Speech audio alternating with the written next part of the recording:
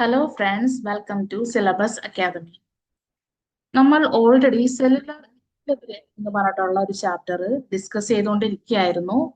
അതിൽ നമ്മൾ കുറച്ച് മെംബ്രെയിൻ ട്രാൻസ്പോർട്ട് എങ്ങനെയാണ് അല്ലെങ്കിൽ ഏതൊക്കെ തരത്തിലാണ് അങ്ങനെ കുറച്ച് സിസ്റ്റംസ് ഒക്കെ നമ്മൾ പഠിച്ചായിരുന്നു. അല്ലെങ്കിൽ മെംബ്രെയിൻ ട്രാൻസ്പോർട്ട് മെക്കാനിസംസ് നമ്മൾ പഠിച്ചായിരുന്നു. നമ്മൾ ഇംബൈബിഷൻ പഠിച്ചു, അതിനുശേഷം നമ്മൾ ഡിഫ്യൂഷൻ പഠിച്ചു, അതിനുശേഷം ഓസ്മോസിസ് പഠിച്ചു. ഓസ്മോസിസിനോടനുബന്ധിച്ച് നമ്മൾ പല ടോണിക് സൊല്യൂഷൻസ്, അതായത് isotonic solution, hypertonic solution, hypotonic solution, അങ്ങനെ പലതരത്തിലുള്ള സൊല്യൂഷനിൽ എങ്ങനെയാണ് ഒരു സെല്ലിന് എന്തൊക്കെ മാറ്റങ്ങളാണ് സംഭവിക്കുന്നത് എന്നൊക്കെ നമ്മൾ ഓൾറെഡി പഠിച്ചതാണ്. അപ്പോൾ ഈ ഓസ്മോസിസ് ആയിട്ട് നമുക്ക് ചേർത്ത് വെക്കാൻ പറ്റുന്ന ഒരു ടോപ്പിക്കാണ് പ്ലാസ്മോളിസിസ്. പ്ലാസ്മോളിസിസ്. ഇനി എന്താണ് ഈ പ്ലാസ്മോളിസിസ് എന്ന് നമുക്ക് നോക്കാം. പ്ലാസ്മോളിസിന്റെ ഡെഫിനിഷൻ പറയുകയാണെങ്കിൽ, if a living cell is placed in fresh water for few minutes it become turgid. നമുക്കറിയാവുന്ന ഒരു കാര്യമാണ് അല്ലെ, ഫ്രഷ് വാട്ടർ അല്ലെങ്കിൽ നമ്മൾ ഒരു നോർമൽ വാട്ടറിൽ നമ്മൾ എന്തെങ്കിലും ഇപ്പോൾ നമ്മൾ പറഞ്ഞ ഒരു എക്സാമ്പിൾ ആണ്, എന്താണ്, നമ്മൾ ഉണക്കമുന്തിരി റൈസിൻസ് നമ്മൾ ഇതേപോലെ ഫ്രഷ് വാട്ടറിൽ ഇട്ട് വെക്കുകയാണെങ്കിൽ നെക്സ്റ്റ് ഡേ എണീക്കുമ്പോൾ അല്ലെങ്കിൽ കുറച്ചു നേരം കഴിയുമ്പോഴേക്കും അത് എന്തായിട്ട് മാറും, അത് സ്വല്ലനായിട്ട് മാറും. അതിനെയാണ് നമ്മൾ എന്ത് പറയാ, ടർജിഡ് ആയിട്ടുള്ള ഒരു സെൽ എന്ന് പറയാം, അല്ലെങ്കിൽ ടർജിഡിറ്റി, അല്ലെങ്കിൽ ടർജിഡ് എന്ന് പറയുന്നത് ആ ഒരു സ്റ്റേറ്റിനെയാണ്.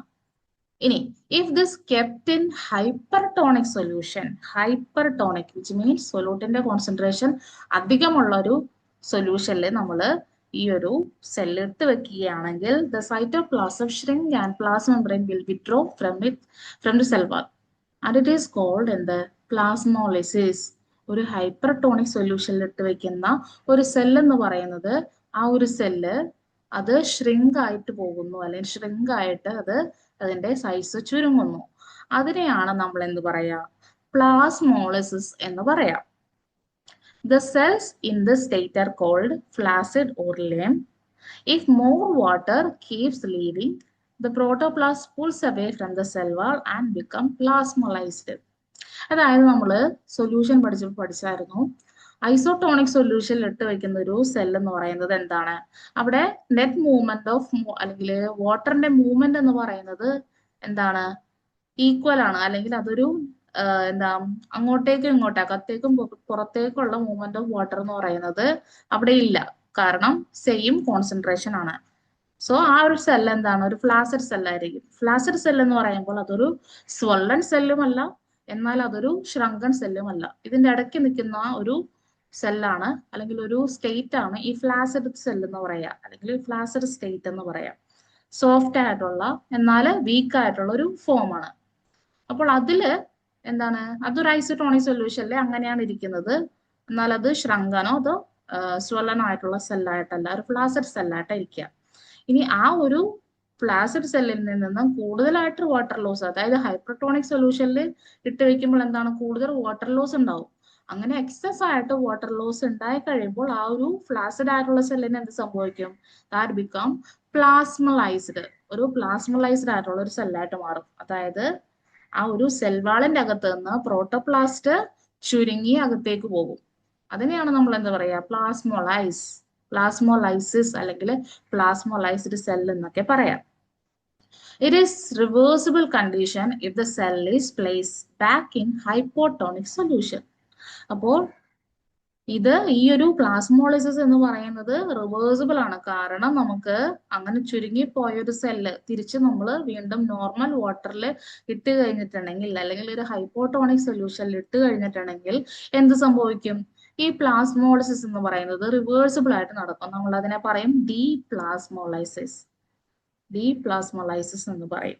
അപ്പോൾ ഈ ഒരു കണ്ടീഷൻ എന്ന് പറയുന്നത് റിവേഴ്സിബിൾ ആണ്, തിരിച്ച് ഷ്രങ്കൺ ആയിട്ടുള്ള സെല്ലിന് തിരിച്ച് സ്വല്ലൻ ആയിട്ടുള്ള ഒരു സ്റ്റേജിലേക്ക് വരാനായിട്ട് സാധിക്കും. അപ്പോൾ ഇതാണ് എന്ത്, പ്ലാസ്മോലൈസിസ് എന്ന് പറയുന്നത്. അതിന്റെ പിക്ചേഴ്സ് ഒക്കെ താഴെ ഷെയർ ചെയ്തിട്ടുണ്ട്. ഒരു നോർമൽ സെല്ല്, പിന്നെ ആ നോർമൽ സെല്ലിന്റെ കണ്ടീഷൻ എങ്ങനെയാ മാറുന്നത്, സെൽവാളിന്റെ അകത്ത് നിന്ന് അല്ലെങ്കിൽ പ്രോട്ടോപ്ലാസ്റ്റ് അത് ഷ്രങ്ക് ചെയ്ത് അകത്തേക്ക് പോകുന്നു, അത് എന്ത് സംഭവിക്കുന്നു, പ്ലാസ്മോളിസിസ് നടക്കുന്നു. അപ്പോൾ ആ ഒരു പിക്ചർ താഴെ കൊടുത്തിട്ടുണ്ട്. പ്ലാസ്മോലൈസ്ഡ് സെൽ എങ്ങനെയാണ് ഇരിക്കുന്നതെന്നും നമുക്ക് ആ ഒരു പിക്ചറിൽ നിന്ന് മനസ്സിലാകും. ഇനി നെക്സ്റ്റ് ആണ് ആക്റ്റീവ് ട്രാൻസ്പോർട്ട്. ആക്റ്റീവ് ട്രാൻസ്പോർട്ട് ആണ് അടുത്ത മെക്കാനിസം. ഇംബൈബിഷൻ പഠിച്ചു, ഡിഫ്യൂഷൻ പഠിച്ചു, ഓസ്മോസിസ് പഠിച്ചു. നാലാമത്തെയാണ് നമ്മുടെ active transport. Active transport is a process opposite to diffusion and osmosis. നമ്മൾ ഡിഫ്യൂഷനും ഓസ്മോസിസ് ഓൾറെഡി പഠിച്ചതാണ്. അതിന്റെ നേരെ ഓപ്പോസിറ്റ് ആയിട്ടുള്ള ഒരു മെക്കാനിസം ആണ് ആക്റ്റീവ് ട്രാൻസ്പോർട്ട് എന്ന് പറയുന്നത്. അങ്ങനെ പറയാൻ കാരണമുണ്ട്.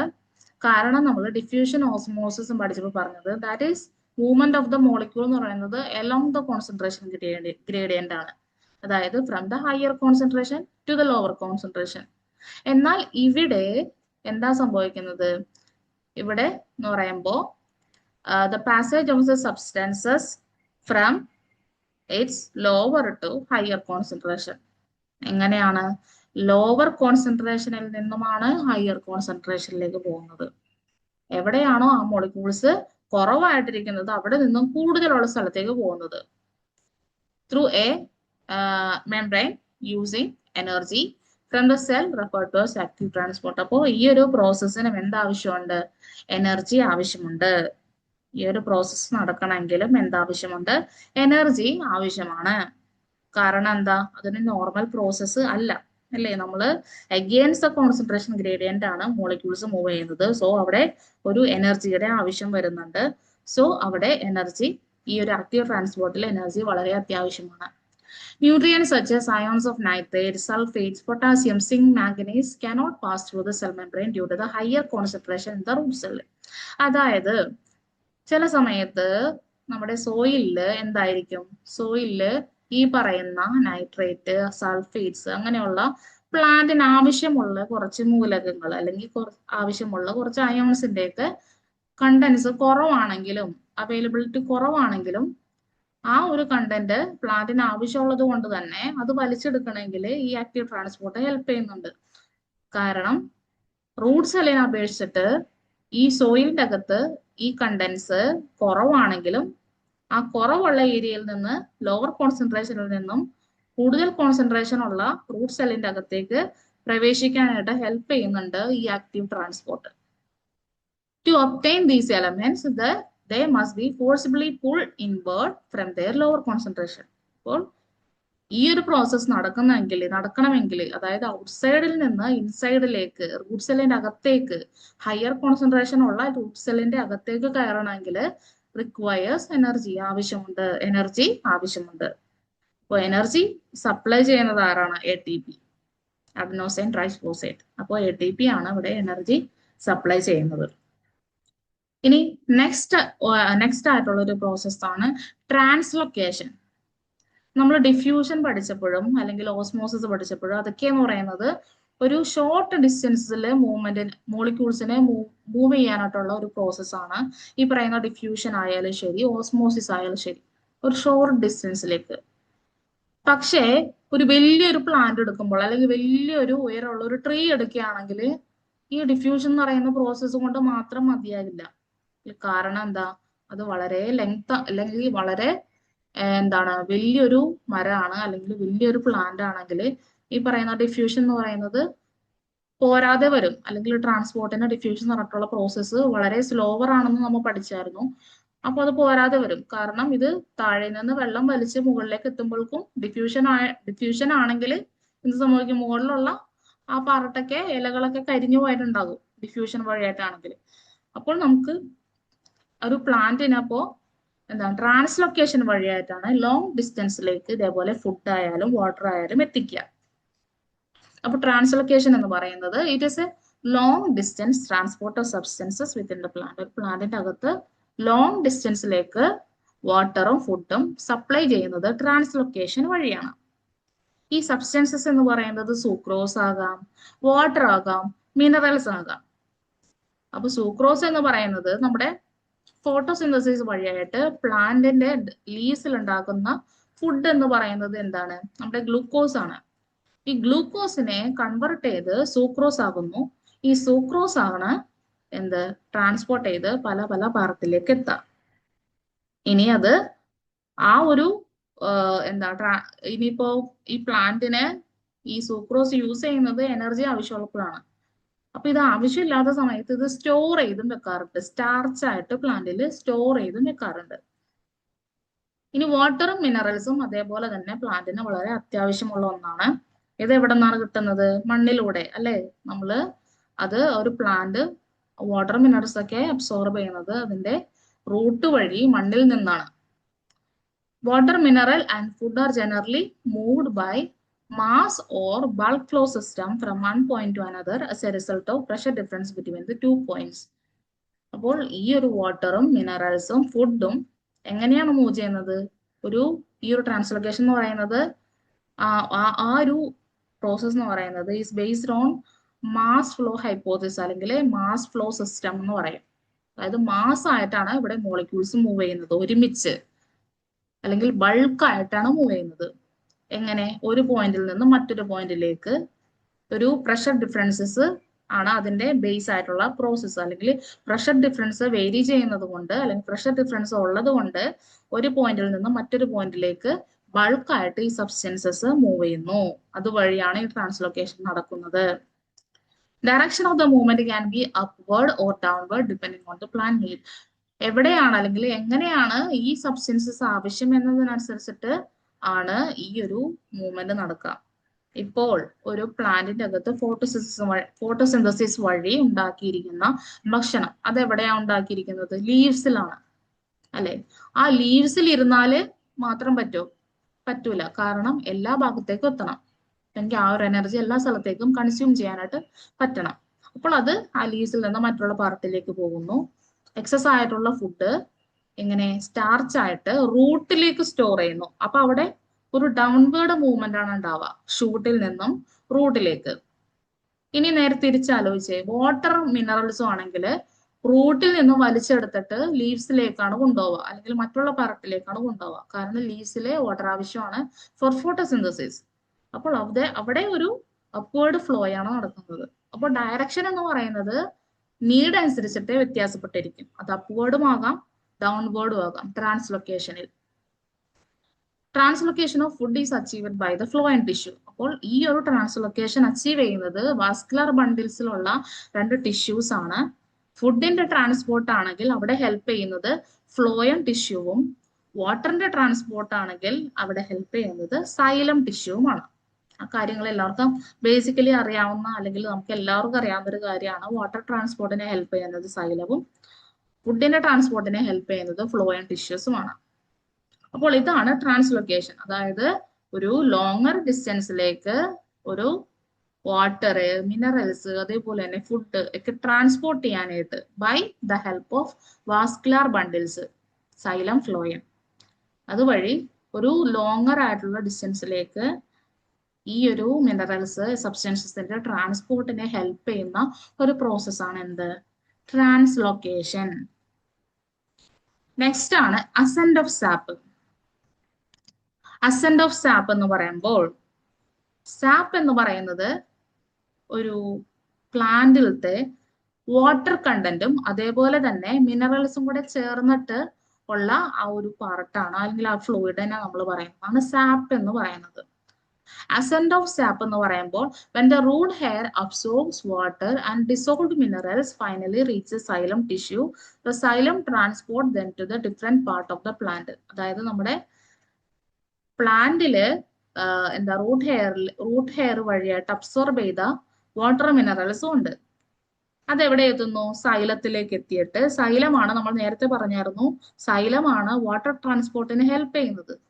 അങ്ങനെ സൈലം ഈ വാട്ടറിനെ പ്ലാന്റിന്റെ ഡിഫറെന്റ് പാർട്ടിലേക്ക് എത്തിക്കാനായിട്ട് ഹെൽപ്പ് ചെയ്യുന്നു. ഈ വാട്ടറും മിനറൽസും ചേർന്നിട്ടുള്ള ഈ ഒരു ലിക്വിഡ് ഫോമിനെയാണ് നമ്മൾ സാപ്പ് എന്ന് പറയാം.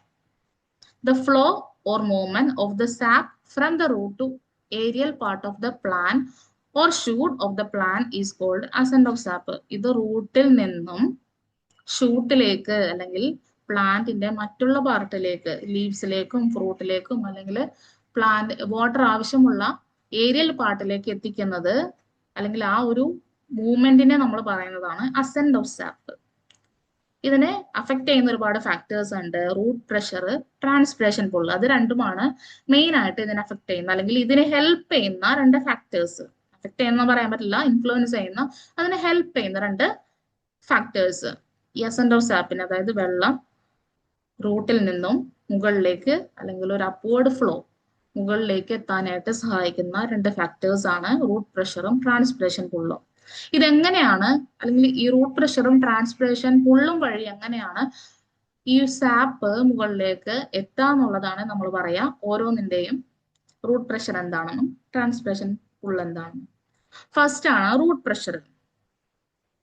Root pressure. The pressure developed in the root due to continuous inflow of water is known as root pressure. This pressure pushes the plant sap in upward direction. റൂട്ടിന്റെ അല്ലെങ്കിൽ റൂട്ട് സെൽസ് കണ്ടിന്യൂസ് ആയിട്ട് water ഇങ്ങനെ പുള്ള് ചെയ്യുമ്പോൾ അല്ലെങ്കിൽ അകത്തേക്ക് അവര് absorb ചെയ്യുമ്പോൾ, water absorb ചെയ്യുമ്പോൾ ഇതിന്റെ അകത്ത്, ഈ റൂട്ടിന്റെ അകത്ത് ഒരു പ്രഷർ വരും. കൂടുതലായിട്ട് വെള്ളം ഇങ്ങനെ വന്നുകൊണ്ടിരിക്കുമ്പോൾ വെള്ളത്തിന് ഒരു പ്രഷർ ഉണ്ടല്ലോ. അപ്പോൾ ഈ ഒരു പ്രഷർ ഫോം ചെയ്യുന്നതിനാണ് നമ്മൾ റൂട്ട് പ്രഷർ എന്ന് പറയാം. അപ്പോൾ ഈ വരുന്ന നോർമൽ ആയിട്ടുള്ള ഈ ഒരു പ്രഷർ എന്ന് പറയുന്നത് എന്ത് സംഭവിക്കും, അല്ലെങ്കിൽ എന്തിനു ഹെൽപ്പ് ചെയ്യും? ഈ പ്ലാന്റ് സാപ്പിന്റെ അപ്വേർഡ് ഡയറക്ഷനിലുള്ള ഫ്ലോയ്ക്ക് ഹെൽപ്പ് ചെയ്യുന്നു. Due to this pressure water enters the xylem vessel and pass through the cortex cell of the root by osmosis. The root pressure contributes to ascent of sap into the leaves of certain height. അപ്പോൾ ഈ വരുന്ന xylem അല്ലെങ്കിൽ ഈ വരുന്ന ഈ water xylem tissues വഴിയായിട്ട് ഒരു certain ഹൈറ്റിലേക്ക് ഈ വെള്ളത്തിനെ, വാട്ടർ മോളിക്യൂൾസിനെ എത്തിക്കുന്നു. Effective root pressure is also observable at night and early morning when evaporation is low. Excess water collects in the form of droplets around special openings of vein near the tip of the glass blades. Such water loss in its liquid phase is known as guttation. നമ്മൾ normally രാവിലേക്ക് എണീറ്റ് കഴിഞ്ഞ് കഴിയുമ്പോൾ നമ്മൾ മുറ്റത്തേക്കൂടെയൊക്കെ നടക്കുകയാണെങ്കിൽ ഈ ഗ്രാസിന്റെയൊക്കെ ടിപ്പിൽ നമുക്ക് ഇതേപോലെ വാട്ടർ ഡ്രോപ്ലെറ്റ്സ് കാണാൻ പറ്റും, ഈ പിക്ചറിൽ കാണുന്ന പോലെ. ഇതിനെയാണ് നമ്മൾ ഗട്ടേഷൻ എന്ന് പറയാം. ഗട്ടേഷൻ എന്ന് പറയുന്നുണ്ടെങ്കിൽ ഇപ്പോൾ നമ്മൾ റൂട്ട് പ്രഷർ വഴി പുള്ള് ചെയ്ത് അകത്തേക്ക് കുറെ പ്ലാന്റ് അകത്തേക്ക് കുറെ വാട്ടർ അബ്സോർബ് ചെയ്തെന്ന് വിചാരിക്കാം. അപ്പോൾ അത് എക്സസ് ആയി കഴിഞ്ഞ് കഴിയുമ്പോൾ എന്ത് സംഭവിക്കുന്നു? ഇങ്ങനെ ആ ഒരു പ്ലാന്റിന്റെ വെയിൻസിന്റെ എൻഡിലായിട്ട് ഇതിങ്ങനെ ഡ്രോപ്ലെറ്റ് ആയിട്ട് ഫോം ചെയ്യുന്നു. ഇതിനെ അല്ലെങ്കിൽ ഈ ഒരു വാട്ടർ ലോസ്, ലിക്വിഡ് ഫോമിലുള്ള വാട്ടർ ലോസിനെയാണ് നമ്മൾ എന്ത് പറയാ? ഗട്ടേഷൻ എന്ന് പറയാം. ഇനി നെക്സ്റ്റ് ആണ് ട്രാൻസ്പിറേഷൻ പുള്ള്. ട്രാൻസ്പിറേഷൻ എന്ന് പറയുന്നത് എന്താണ്? Loss of water in the form of water vapour. Guttation എന്താണ്? ഗട്ടേഷൻ എന്ന് പറഞ്ഞാൽ ലിക്വിഡ് ഫേസിലുള്ള വാട്ടർ ലോസ് ആണ്. ട്രാൻസ്പിറേഷൻ എന്ന് പറഞ്ഞിട്ടുണ്ടെങ്കിൽ വാട്ടർ വേപ്പർ ആയിട്ട് വാട്ടർ ലോസ് സംഭവിക്കുന്നതാണ്. അപ്പോൾ ഇങ്ങനെ ട്രാൻസ്പിറേഷൻ വഴിയായിട്ടും വാട്ടർ ലോസ് ഒരു പ്ലാന്റിൽ നടക്കുന്നുണ്ട്. The water absorbed by the root is transported into all part of the plant. Only a small amount is utilized in the photosynthesis and the rest is evaporated into atmosphere as water vapor from the leaves. അപ്പോൾ plant absorb ചെയ്യുന്ന വാട്ടറിൽ ഒരു ചെറിയ amount മാത്രമാണ് ഫോട്ടോസിന്തസിസിന് use ചെയ്യുന്നത്. Excess ആയിട്ട് water വന്നു കഴിയുമ്പോൾ പ്ലാന്റ് എന്ത് ചെയ്യും? ഇവാപ്പറേറ്റ് ചെയ്ത് പുറത്തേക്ക് കളയും. In this process, more and more water molecules pulled up due to the cohesion between them. അപ്പോൾ ഈ ഒരു ട്രാൻസ്പിറേഷന്റെ ഈ ഒരു എഫക്റ്റ് എന്ന് പറയുന്നത് എന്തിനു സഹായിക്കുന്നുണ്ട്? ഈ റൂട്ടിൽ നിന്നുള്ള വെള്ളത്തിന്റെ അപ്വേർഡ് മൂവ്മെന്റിനെ ഹെൽപ്പ് ചെയ്യുന്നുണ്ട്. The pulling force created due to the transpiration is another major reason behind the upward conduction of water. ഇപ്പൊ നമ്മൾ ഒരുപാട് വെള്ളം കുടിച്ചു, ഒരു കുപ്പി വെള്ളം കുടിച്ചു നമ്മള്, പക്ഷെ നമ്മൾ വെയിലത്തൊന്ന് ഇറങ്ങി നടന്നു കഴിയുമ്പോൾ നമുക്ക് ഇങ്ങനെ ആവിയായിട്ട് ഇങ്ങനെ വെള്ളം പോകുന്ന പോലെ തോന്നും, ഇല്ലേ? അത് നമുക്ക് തോന്നുന്നതാണ്. നമ്മുടെ ശരീരത്തിൽ നിന്ന് ആവിയായിട്ട് വേർപ്പായിട്ടൊക്കെ നമ്മുടെ ശരീരത്തിൽ നിന്ന് വെള്ളം ഇങ്ങനെ പോകും, അല്ലെ? അപ്പോ ഇങ്ങനെ വാട്ടർ ലോസ് സംഭവിക്കുമ്പോൾ നമുക്ക് വീണ്ടും എന്ത് വരും? ദാഹം വരും, വീണ്ടും നമുക്ക് വെള്ളം കുടിക്കാനായിട്ടുള്ള സെയിം ഒരു മെക്കാനിസം തന്നെയാണ് ഇതും. പ്ലാന്റ് എക്സസ് ആയിട്ടുള്ള വാട്ടർ ഇതേപോലെ എന്ത് ചെയ്യുന്നു? വാട്ടർ വേപ്പർ ആയിട്ട് പുറത്തേക്ക്, ട്രാൻസ്പിറേഷൻ വഴിയായിട്ട് പുറത്തേക്ക് കളയുന്നു. അതുവഴി പ്ലാന്റ്സിന് ഒരു ദാഹം ഉണ്ടാവുന്നു, അല്ലെങ്കിൽ പ്ലാന്റിന് ഒരു വാട്ടറിന്റെ ഒരു വേണം എന്നുള്ള ഒരു ടെൻഡൻസി ഉണ്ടാവുന്നു. അപ്പോ അതും എന്തിനെ ഹെൽപ്പ് ചെയ്യുന്നുണ്ട്? അസെന്റ് ഓഫ് സാപ്പിനെ ഹെൽപ്പ് ചെയ്യുന്നുണ്ട്. രണ്ട് മേജർ ഫാക്ടേഴ്സ് ആണ് നമ്മൾ പറഞ്ഞത്. ഏതൊക്കെയായിരുന്നു? First root pressure, second transpiration pull. Root pressure എന്ന് പറയുമ്പോൾ കൂടുതലായിട്ട് വെള്ളം അകത്തേക്ക് വരുമ്പോൾ റൂട്ടിൽ ഉണ്ടാകുന്ന ഒരു പ്രഷർ അപ്വേർഡ് ഫ്ലോ ഓഫ് വാട്ടറിനെ ഹെൽപ്പ് ചെയ്യുന്നു. അതുവഴി എക്സസ് വാട്ടർ ഫോം ചെയ്യുകയാണെങ്കിൽ, എക്സസ് വാട്ടർ പ്ലാന്റിന്റെ അകത്ത് ഉണ്ടെങ്കിൽ അത് വാട്ടർ ഡ്രോപ്ലെറ്റ് ആയിട്ട് ലിക്വിഡ് ഫേസിലുള്ള വാട്ടറിന്റെ ലോസ് ആയിട്ട് നമുക്ക് വെയിൻസിന്റെ, പ്ലാന്റ്സിന്റെ ലീവ്സിന്റെ വെയിൻസിന്റെ എൻസിൽ നമുക്ക് കാണാൻ പറ്റും. അതിനെ നമ്മൾ ഗട്ടേഷൻ എന്ന് പറയും, വാട്ടർ ഡ്രോപ്ലെറ്റ് ആയിട്ട്. ഇനി ട്രാൻസ്പിറേഷൻ പുൾ എന്ന് പറഞ്ഞിട്ടുണ്ടെങ്കിൽ ട്രാൻസ്പിറേഷൻ വഴി ഉണ്ടാവുന്ന പുള്ളാണ്. ട്രാൻസ്പിറേഷൻ എന്ന് പറഞ്ഞിട്ടുണ്ടെങ്കിൽ loss of water in the form of water vapour ആണ്. അപ്പോൾ ഈ ഒരു ടെൻഡൻസി അല്ലെങ്കിൽ ഈ ഒരു ലോസ് ഓഫ് വാട്ടറും അവർക്ക് കൂടുതലായിട്ട് വാട്ടറിനോടുള്ള ടെൻഡൻസി കൂട്ടുന്നു. സോ ഒരു പുള്ള് അവിടെ വരുന്നു. അങ്ങനെ ഈ അസെന്റ് ഓഫ് സാപ്പിനെ ഹെൽപ്പ് ചെയ്യുന്നു. അപ്പൊ അസെന്റ് ഓഫ് സാപ്പിനെ ഹെൽപ്പ് ചെയ്യുന്ന രണ്ട് മേജർ ഫാക്ടേഴ്സ് ആണ് റൂട്ട് പ്രഷറും ട്രാൻസ്പിറേഷൻ പുള്ളും. ഇതാണ് നമ്മൾ മെംബ്രെയിൻ സിസ്റ്റംസ് ഇപ്പോൾ നമ്മളെല്ലാം ഡിസ്കസ് ചെയ്തു. നമ്മൾ ആദ്യം ഇംബൈബിഷൻ പഠിച്ചു, ഡിഫ്യൂഷൻ പഠിച്ചു, ഓസ്മോസിസ് പഠിച്ചു. അതിനുശേഷം നമ്മൾ പ്ലാസ്മോളിസിസും പിന്നെ എന്തൊക്കെയാണ് നമ്മൾ പഠിച്ചത്? ട്രാൻസ്ലൊക്കേഷൻ പഠിച്ചു, അസെന്റ് ഓഫ് സാപ്പ്. ഓക്കെ, ഇത്രയുമാണ് മേജർ ആയിട്ടുള്ള പ്ലാന്റിൽ നടക്കുന്ന ഒരു ട്രാൻസ്പോർട്ട് സിസ്റ്റംസ് എന്ന് പറയുന്നത്. ഇനി നമുക്ക് ഇതിന്റെ കുറച്ച് ക്വസ്റ്റ്യൻസ് നമുക്ക് നോക്കാം. Which of the following is a main force responsible for the ascent of sap? Ascent of sapനെ ഹെൽപ്പ് ചെയ്യുന്ന മെയിൻ ഫോഴ്സ് ഏതൊക്കെയാണ്? Capillary action, osmotic pressure, transpiration pull, concentration gradient. എല്ലാവർക്കും അറിയായിരിക്കും. എന്താണ് ആൻസർ? ട്രാൻസ്പിറേഷൻ പുള്ള്. പിന്നെ ഒന്നും കൂടെ ഉണ്ട്, റൂട്ട് പ്രഷർ ഉണ്ടെങ്കിൽ നമുക്ക് അതും കൂടെ എഴുതാം. അപ്പോൾ റൂട്ട് പ്രഷറും ട്രാൻസ്പിറേഷൻ പുള്ളും ആണ് മെയിൻ ആയിട്ട് അസെന്റ് ഓഫ് സാപ്പിനെ ഹെൽപ്പ് ചെയ്യുന്ന രണ്ട് forces. Next question, the loss of water in liquid phase is known as. Liquid ഫേസിലുള്ള വാട്ടർ ലോസിന് നമ്മൾ എന്ത് പറയും? Transpiration, guttation, cohesion, imbibition. ഏതാണത്? ഗട്ടേഷൻ അല്ലെ? വാട്ടർ ലോസ് സംഭവിക്കുന്നു in liquid phase, that is guttation. പക്ഷെ ക്വസ്റ്റ്യൻ ഇങ്ങനെ ആയിരുന്നെങ്കിലോ, water loss in the form of water vapour, അങ്ങനെ ആയിരുന്നെങ്കിൽ ആൻസർ എന്ത് വരും? ട്രാൻസ്പിറേഷൻ വരും. അപ്പോൾ ആ ഡിഫറൻസ് ഓർത്തിരിക്കാം. അപ്പോൾ ഇത്രയും പറഞ്ഞത് നിങ്ങൾക്ക് മനസ്സിലായിട്ടുണ്ടാവുമെന്ന് പ്രതീക്ഷിക്കുന്നു. നമുക്ക് മറ്റൊരു ടോപ്പിക്കായിട്ട് അടുത്ത ക്ലാസ്സിൽ കാണാം. Thank you.